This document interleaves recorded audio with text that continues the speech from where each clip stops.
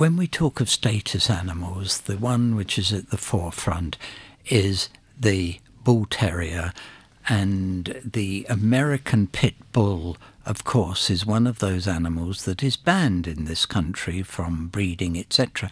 And in theory, if the law which was brought out, I'm going to guess must be nearly 20 years ago, if it had been enforced, we would have no pit bull terriers in this country. Now, I'm not condemning every pit bull as an aggressive, out-of-control animal. My experience of them has been no more aggressive than any other animal in the surgery. But I think you've got to remember that people who come to my surgery tend to be responsible owners. What we worry about is the irresponsible animal, or owner rather, that leads to the irresponsible animal. And pit bulls can be perhaps a little bit more aggressive than other dogs in that they are so powerful, and whereas most dogs, especially if they're fighting with another dog, as soon as there's an obvious winner, the winner will back off and just prowl round. Pit bulls don't. They go to the death and will kill. Now, of course, we all know of the cases that of children who have been killed, so that the status dog is a problem, and by that I mean it's the person who encourages aggression, trying to perhaps reflect his own machismo in his dog. I said that there are two sorts. There is the aggression side of it, but of course there are these small handbag dogs that certain stars seem to encourage. The Chihuahua has always been a popular one, but there are other breeds that I believe are considered status dogs, but for completely different reasons. But you're not seeing, are you seeing those being abandoned? Certainly not abandoned, no. It's irresponsible breeding that I'm referring to. In other words, if a breed becomes popular, and it used to be, of course, the winner at crafts, then unscrupulous people will breed, and breed just for the sake of finance rather than for the benefit of the breed. And of course we do get breed problems in pedigree dogs. There ain't the perfect dog. With rescue centres, and you mentioned Battersea Dogs Home, that there are places where people can get rescue animals. Should you be treating a rescue animal in a different way than you would if you had had that pet from birth? The thing with a rescue animal is you take a chance, meaning that you don't know its previous history, why it's been either rehomed or, in the case of abandonment, etc. On the other hand, I have never paid money for a cat, meaning by that the 3 cats I have at the moment, one was 6 weeks old when found in the wheel arch of a car in London, and has turned out to be the most lovely cat at all. So again, at 6 weeks, it's not likely to have had many problems.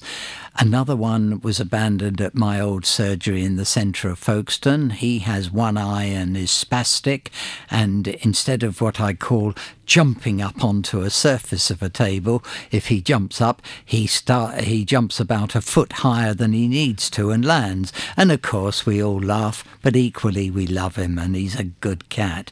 The latest one I've got was found in Folkestone, brought in as a stray. She is the most pretty cat that you've ever seen, and again cost me nothing. She came in a few days before my wife's birthday. My wife said, "Oh, can I have her?" There you are. You can give your wife a cheap present. But you shouldn't have that sort of attitude. I mean, you should not, perhaps. But the only stray dog I've taken on was a little wire-haired dachshund. Now, we've always had pedigree dogs in our family, and they've always been standard wire-haired dachshunds and German shepherds. This little thing was brought in from a rehoming kennel to ask us what was wrong with it, how much would it cost to get it right. The problems it had were as long as your arm.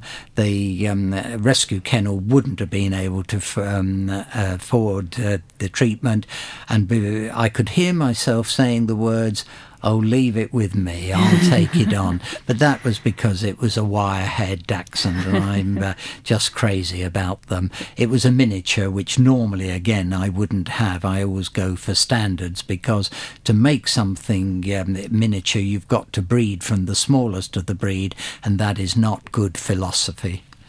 But you were won over on that one. I was. And she was called Peggy Sue because we thought she probably had known Buddy Holly. My wife asked, "How long do you think she'll live?" I said 6 months to a year. She's got so many problems. She, in fact, lived 3 years. She was known as Dad's dog at home because I was the only one she really took to. But she gave me a lot of love and affection, and I hope I gave her a decent 3 years' life. Oh, that's a wonderful story. Last question, and this might put you on the spot a bit, for which I apologise. If there was one thing that you could say to every owner, or nearly every owner that you see, what would it be? I think that's an extremely difficult question.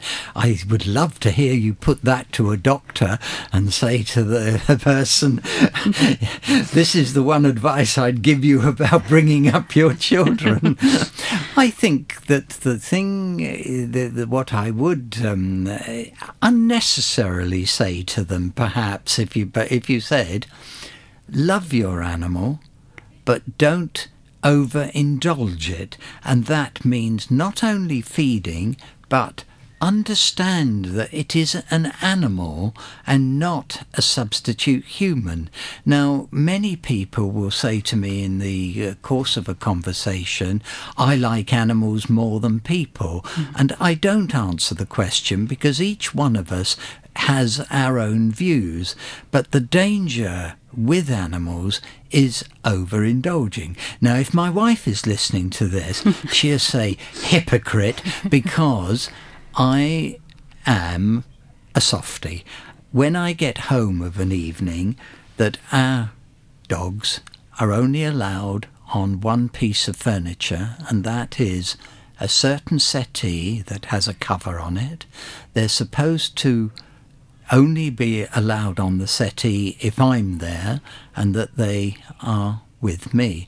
If my wife walked in and they were on the settee without me, they'd be off like a shot. If I walked in and they were on that settee and I said, "Get off," they'd wag their tails. If I said, "Get off," they'd roll on their backs, show their bellies and wag their tails. I would have to go right up to them and get hold of them and take them off.